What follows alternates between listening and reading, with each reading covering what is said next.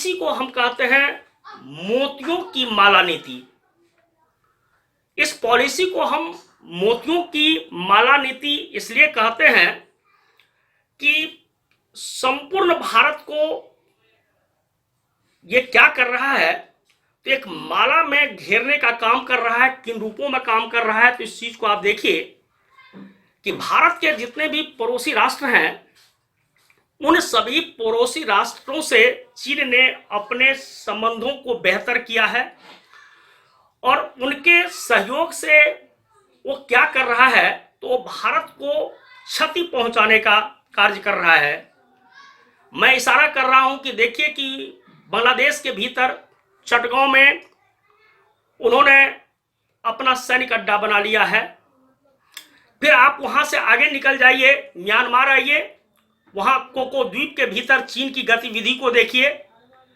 वहां से आप आ जाइए, आगे बढ़ जाइए, श्रीलंका के भीतर उनके हम्बनटोटा को देखिए। और हम्बनटोटा से अगर आप आगे बढ़ जाते हैं तो पाकिस्तान चले जाइए और पाकिस्तान के ग्वादर पर जाकर के आप खड़े हो जाइए। अब देखिए कि पाकिस्तान के ग्वादर बंदरगाह और वहां से अगर आप फिर अरब सागर में आते हैं, अरब सागर होते हुए आप फिर आ जाते हैं हिंद महासागर में आ जाते हैं, हम्बनटोटा है। फिर वो कहाँ है, तो म्यांमार में जाते हैं, कोको द्वीप के पास जाते हैं और कोको द्वीप से वो किधर की तरफ बढ़ रहे हैं, पूरब की तरफ बढ़ रहे हैं, यानी कि बांग्लादेश के चटगांव में वो जा रहे हैं। तो चटगांव से लेकर के पाकिस्तान का जो आपको जो सी पोर्ट है, अब अगर उसको आप एक लाइन से अगर आप मिला देते हैं तो जस्ट लाइक वो एक माला के रूप में आपको दिखाई देगा, तो जिसको कहा जाता है मोतियों की माला नीति।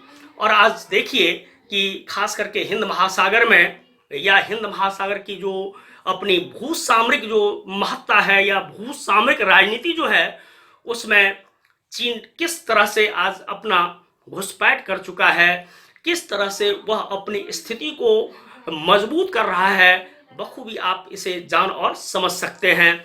तो फिर ये हो गया आपको, मैंने कि विवाद के ये भी हैं कि मोतियों की ये उनकी जो ये माला की जो नीति है, इसका भी भारत जो है वो विरोध करता है। फिर देखिए कि भारत का चीन से एक शिकायत और है कि ब्रह्मपुत्र नदी के ऊपर वो बांध बना रहा है।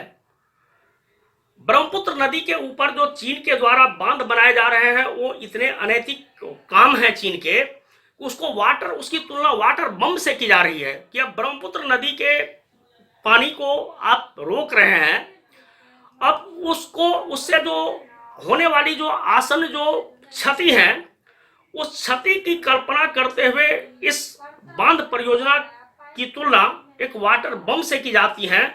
तो कहीं ना कहीं चीन का जो ये वाटर बम है, ये वाटर बम भी भारत के लिए एक परेशानी का सबब है। फिर आप देखेंगे कि चीन की एक पॉलिसी है, उनकी अपनी एक पॉलिसी है, जिस पॉलिसी को कहा जाता है सलामी स्लाइस, पॉलिसी ऑफ सलामी स्लाइस। अब ये पॉलिसी ऑफ सलामी स्लाइस का जो उनका फंडा है, उनका फंडा यह है कि छोटे छोटे टुकड़ों में जाकर के अधिकार करो, किसी देश के भौगोलिक सीमाओं में जाकर के, किसी देश के भौगोलिक सीमाओं को जाकर के अतिक्रमित कीजिए, और अतिक्रमित करने के बाद जब फिर विवाद बढ़ते हैं तो 4 कदम आप आगे बढ़ जाइए और 2 कदम अपने को पीछे कर लीजिए, 1 कदम आप अपने को पीछे कर लीजिए। फिर किसी राष्ट्र में 10 कदम आगे बढ़ जाइए, 6 कदम अपने को पीछे कर लीजिए, 4 कदम क्षेत्र पर अधिकार कर लीजिए। तो चीन जो खास करके भारतीय क्षेत्र में जो वो प्रवेश करता है या भारत के सीमा को जो वो अतिक्रमित करता है, उसके अतिक्रमण की एक नई नीति है जिसको कहा जाता है आपको सलामी स्लाइस पॉलिसी। तो अभी जो आप गलवान घाटी का जो संकट देखते हैं, लद्दाख के भीतर का जो संकट है, या जिन स्थानों का नाम हम अभी ले रहे थे, वहाँ जो ये आप हलचल देख रहे हैं, वहाँ जो ये आप भगदड़ देख रहे हैं, वो चीन की सोची समझी एक नीति है। और इसकी सोची समझी जो उनकी नीति है, उस नीति को वो ऑपरेशन का जो मोड में उसको देते हैं, तो उसको बोलते हैं सलामी स्लाइस पॉलिसी। अब देखिए कि ये तो आपको हम बता रहे हैं कि आसन्न जो निकट जो माने कि भारत और चीन के बीच जो विवाद है, तो सीमा विवाद तो कोई आज के विवाद नहीं है, सीमा विवाद तो पुरानी विवाद है हमारे और चीन के बीच में। तो फिर इस बीच में, इस कोविड-19 के बीच में ऐसा काम क्यों? तो अगर आप देखिएगा कि आखिर यहाँ एक टॉपिक आप ले सकते हैं कि आखिर 2020 में ही चीन ऐसा क्यों किया, जबकि सारी दुनिया जो है अभी कोविड-19 से त्रस्त है। और इस कोविड-19 की त्रासदी के बीच चीन के द्वारा ये कृत्य किया जाना, इसके पीछे की क्या मैथोलॉजी है, जब आप उसको देखना चाहें, समझना चाहें, तो देखिए इसका सबसे पहला जो कारण है, उसका सबसे पहला कारण है कि आपको विगत 5 अगस्त 2019 ईस्वी को जम्मू कश्मीर के स्टेटस को चेंज कर दिया गया। आप जानते हैं कि जम्मू कश्मीर राज्य को 2 भागों में विभाजित कर दिए गए।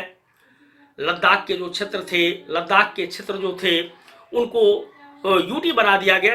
अब वो यूनियन टेरिटोरियल के रूप में टेरिटोरी है भारत का। तो लद्दाख को जो यूनियन टेरिटोरी बनाया गया है, जो संघ शासित प्रदेश बनाया गया है, ये चीन को बड़ी खटक रहा है, या चीन के लिए ये खटकने की बात है। फिर भारत के स्पोक्समैन जो थे, जो मान लेते हैं कि जो स्पोक्समैन के द्वारा भी ये कह दिए गए कि अब जो अगली बारी जो है, अगली बारी तो अब अक्साई चीन की भी है। पाक अधिकृत कश्मीर के ऊपर भी भारत जो है अपनी वापसी चाहेगा, और अक्साई चीन को भी भारत क्या करना चाहेगा, तो चीन से लेना चाहेगा। तो ये भारतीय स्पोक्समैन के जो ये स्टेटमेंट थे, इस स्टेटमेंट से भी चीन को थोड़ी परेशानी थी। तो ये भी इसका एक कारण आप इसको मान सकते हैं कि आखिर 2020 में ही ये क्राइसिस क्यों हुआ। और फिर अगर आप देखिएगा कि भारत जो है लद्दाख के भीतर अपनी सामरिक गतिविधियों को बढ़ा रहा है। किन रूपों में बढ़ा रहा है? तो आप ये देखिए कि श्योक नदी से डीबीओ, श्वेक नदी से कहां तक? डीबीओ तक 335 किलोमीटर का भारत क्या कर रहा है? सड़क का निर्माण कर रहा है लद्दाख के क्षेत्र में। फिर आप देखिए ये डीबीओ जो है ये दौलत बेग ओल्डी है। दौलत बेग ओल्डी को हम डीबीओ कह रहे हैं, दौलत बेग ओल्डी। कहां से? तो श्योक से डीबीओ दौलत बेग ओल्डी तक 335 किलोमीटर भारत जो है वो बड़े सामरिक महत्व का ये सड़क है। इस सड़क से हम लोग की जो सामरिक जो स्थिति है वो काफी मजबूत होती है लद्दाख के भीतर। तो भला चीन क्यों चाहेगा कि आप उनके सीमाओं के भीतर आप अपनी स्थिति को आप मजबूत कीजिए? तो उसका भी वो विरोध करता है। फिर देखिए कि श्योक नदी के ऊपर भारत के द्वारा अभी पुल बनाए जा रहे हैं। उस पुल को लेकर के भी उसको बड़ा आपत्ति है। फिर आप देखिएगा कि दक्षिण चीन सागर में भी वो बड़े गैर कानूनी ढंग से वो घुसपैठ करता है और वियतनाम जैसे देशों को परेशान करता है। जबकि मालूम आपको होना चाहिए कि अंतर्राष्ट्रीय सामुद्रिक जो नीतियां हैं उनके अंतर्गत सभी देशों को अपने पास के समुद्र में 200 नॉटिकल मील तक संसाधनों के दोहन के अधिकार उनको प्राप्त हैं। लेकिन ये दक्षिण चीन सागर के भीतर अपने मनमानी या अपनी दादागिरी को सदैव वहाँ मैंने कि इस रूप में वो अपने को रखना चाहता है दक्षिण चीन सागर के भीतर। तो दक्षिण चीन सागर में जो चीन की जो ये उपस्थिति है या इस तरह से जो उनकी गलत उपस्थिति जो है, गलत हस्तक्षेप जो है, उसका भी भारत विरोध करता है। फिर आप देखिएगा कि सुरक्षा परिषद में भी भारत का सदैव चीन जो है विरोध करता है। खास करके जब सुरक्षा परिषद के अस्थायी सदस्यों के संख्या का विस्तार की बात थी तो आप वहां भी देखिएगा कि वो चीन जो है वो क्या करता है, तो वीटो करता है। फिर आतंकवाद के प्रश्न पर भी आप देख रहे हैं कि यूएनओ में वो कई बार जाकर के भारत के अगेंस्ट में खड़ा होता है और वो जाकर के वीटो करता है। और फिर आप देखिएगा कि दक्षिण एशिया के जो देश हैं, मालदीव हैं, श्रीलंका है, नेपाल है, इस देश को भी वो भारत के खिलाफ क्या करता है, तो भारत के खिलाफ वो भड़काने का काम करता है। और फिर आप देखिएगा कि आर्थिक जो माने कि अभी जो आप देखिएगा कि अमेरिका और चाइना के बीच जो ट्रेड वार उनका चल रहा है, जो ट्रेड वार 2018 ईस्वी से निरंतर चल रहा है, वो ट्रेड वार के कारण आप देखेंगे कि चीन का जो जीडीपी है, चीन का जीडीपी बिल्कुल गिरा हुआ है। और निश्चित रूप से आप देखिएगा कि भारत और चीन के बीच जो है कम से कम 90 बिलियन डॉलर का व्यापार है, जिसमें कि आपको 56 बिलियन डॉलर जो है वो लाभ कौन कमाता है, तो वो लाभ कमाता है चाइना, लाभ कमाता है। और वस्तुतः भारत और चीन के बीच जो ये व्यापार है, इस व्यापार में अभी हम लोग लाभ की स्थिति में नहीं है, बल्कि हम लोग हानि की स्थिति में हैं। और फिर भी वो हमारे साथ आपको आंख दिखा करके, एक होता है कि भाई कि हम आंख दिखा करके किसी चीज को हम प्राप्त करें, तो सदैव वो जो है भारत माने कि उसके भीतर का जो चेहरा होता है, उस चेहरे में वो सदैव भारत को आंख ही दिखाते रहता है। तो निश्चित रूप से आप देखेंगे कि ये जो भारत माने कि चीन और अमेरिका के बीच जो ट्रेड वार है, इस ट्रेड वार के बाद जो स्थिति है, माने कि चीन की जो स्थिति है, उसमें भी भारत जो है, भारत का झुकाव अमेरिका की तरफ ज़्यादा रहता है। फिर आप देखिएगा कि ये जो कोविड-19 जो था, इसको अब वुहान वायरस कहा था, माने कि वहाँ जो डोनाल्ड ट्रंप हैं वो इसको वुहान वायरस कहता है। अब उसमें भी भारत जो है वो भारत क्या करता है, अमेरिका का समर्थन करता है। तो अमेरिका, भारत की जो अमेरिका के प्रति जो ये अधिक झुकाव है, इस झुकाव को किसी भी एंगल से चीन स्वीकार नहीं करता है, वो उसको नापसंद करता है। तो ये भी भारत के प्रति एक विरोधाभास को चीन के लिए एक विरोधाभास की उत्पत्ति होती है। और फिर अगर आप देखेंगे कि अभी एक हांगकांग का मसला है कि 1997 ईस्वी में जब ब्रिटेन जो था, जब ब्रिटेन क्या कर रहा था कि हांगकांग चीन को दे रहा था, तो कहा था कि नहीं साहब, आप जाइए, हांगकांग के ऊपर आपके अधिकार होंगे, लेकिन वन कंट्री टू, माने कि एक देश के भीतर दो तरह की व्यवस्था होगी। हांगकांग के लिए आपको अलग व्यवस्था रखना पड़ेगा, और आपका जो शेष जो आपकी अपनी व्यवस्था है, वो व्यवस्था आप चलाइए, लेकिन हांगकांग के प्रति आपकी जो व्यवस्था है, हांगकांग के प्रति आपको ये व्यवस्था रखनी होगी, जिस चीज को चाइना ने स्वीकार किया। लेकिन आज देखिए कि आज उस हांगकांग के भीतर जो है, आज उस हांगकांग के भीतर भी चीन जो है अपना गलत रूप से क्या कर रहा है, उसके ऊपर दबाव बढ़ा रहा है। तो कहीं ना कहीं अंतर्राष्ट्रीय स्तर पर इसका विरोध है, और भारत भी ये हांगकांग जो है, हांगकांग का समर्थन करता है, और इस बात का भारत बखूबी विरोध करता है कि हांगकांग के भीतर चाइना पॉलिसी नहीं चल सकती है। फिर आप देखिएगा कि फिर आपको WHO में कि WHO का अन्य राष्ट्रों के साथ जो संबंध है, या फिर WHO और हांगकांग, WHO और चीन का जो संबंध इस कोविड को लेकर के है, या फिर WHO के साख का जो प्रश्न है, इसको लेकर के भी बड़े भगदड़ रहे हैं, बड़े वैचारिक भगदड़ रहे हैं।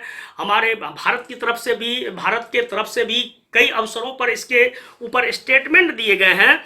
तो निश्चित रूप से आपको ऐसा लगेगा कि ऐसी अनेक परिस्थितियां समकालीन एशिया के भीतर मौजूद हैं, जिनके परिणाम स्वरूप इस 2020 में, यानी कि 2020 में, इस कोविड के बीच भी चीन के द्वारा ऐसे कदम उठाए गए हैं। तो ये मान लेते हैं कि अगर आपको प्रश्न पूछता है कि भारत चीन के वर्तमान जो संबंध है, वर्तमान संबंध की समीक्षा आप किन रूपों में करेंगे, ये जो भारत और चीन के बीच जो ये क्राइसिस है, इस क्राइसिस का अवलोकन आप किस रूपों में करेंगे। तो बच्चे, अगर आपके पास अगर इतनी बातें अगर आपके जेहन में रहे, तो मैं देख पा रहा हूं कि 50 मिनट, 51 मिनट का ये वीडियो बन चुका है, बताने के लिए तो हम ये भी सोच रहे थे कि 10-10 वर्ष के स्पेल में आपको हम भारत चीन के संबंध को बताएं, लेकिन फिर हमने अपनी बात को थोड़ी छोटी कर ली। अब छोटा करने में आप इस बात को कितना समझ पाए कितना नहीं समझ पाए, तो निश्चित रूप से भारत और चीन के वर्तमान संबंध को आप इसी परिप्रेक्ष्य में देखिए। और भारत और चीन के बीच विवाद के अनेक मुद्दे हैं, लेकिन सबसे जो अहम मुद्दे हैं, सबसे जो प्रमुख मुद्दे हैं, वो मुद्दा सीमा विवाद है। जिस सीमा विवाद के ऊपर एक दृष्टिकोण आपको देने के प्रयास किए गए, चाहे मैकडोनल्ड लाइन के रूप में, जॉनसन लाइन के रूप में, या फिर मैकमोहन लाइन के रूप में, या फिर एलएसी के बारे में भी बताए गए, और फिर अंतर्राष्ट्रीय परिस्थितियों के बीच फिर आपको चाइना की पॉलिसियां भारत के खिलाफ अभी किन किन रूपों में हैं उनको बताए गए। तो हम ये चाहेंगे कि खास करके जो 65वीं बैच के जो हमारे लड़के हैं वो इसको जरूर पढ़ें और भारत चीन रिलेशन को पढ़ करके जाए। मे भी पॉसिबल कि ये उनके लिए एक प्रश्न हो सकता है, एक जोरदार प्रश्न हो सकता है। फिर हम अगले टॉपिक के साथ भी आते रहेंगे और आपको हम अपने हिसाब से आपको हम अपनी जानकारी संप्रेषित करने का प्रयास करेंगे। चलिए, धन्यवाद।